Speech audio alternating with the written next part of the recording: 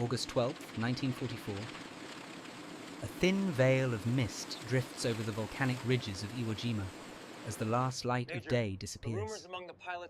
Down on the airfield, two Japanese reconnaissance bombers prepare for takeoff, volcanic dust swirling beneath their propellers.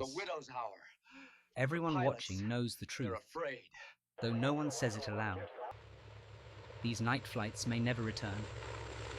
Inside the dim command bunker, Major Hitoshi Nakamura stares through a narrow observation slit.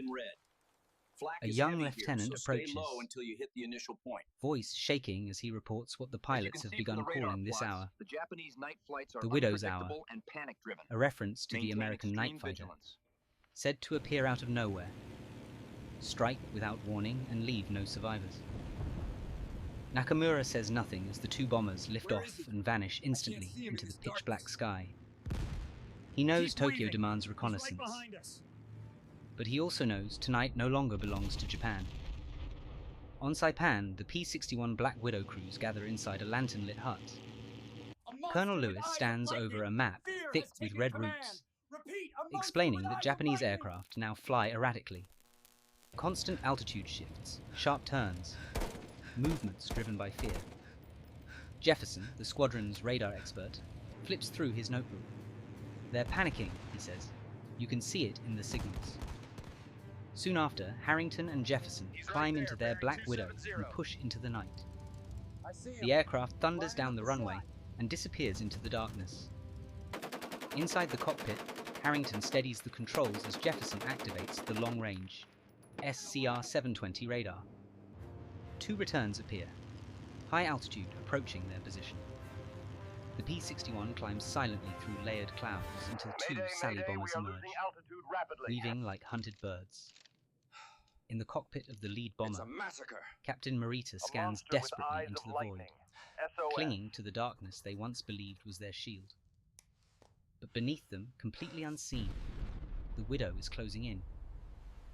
The first burst of 20mm fire rips upward, tearing the trailing bomber apart in a sudden blaze of light. The surviving aircraft panics, its gunners firing wildly into nothingness.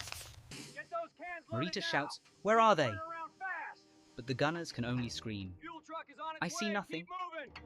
Harrington swings behind the final bomber. A short, precise burst, and the Sally erupts, spiraling into the Pacific in a shower of flame.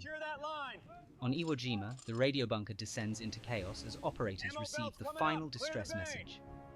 A monster, with eyes of lightning. Then silence.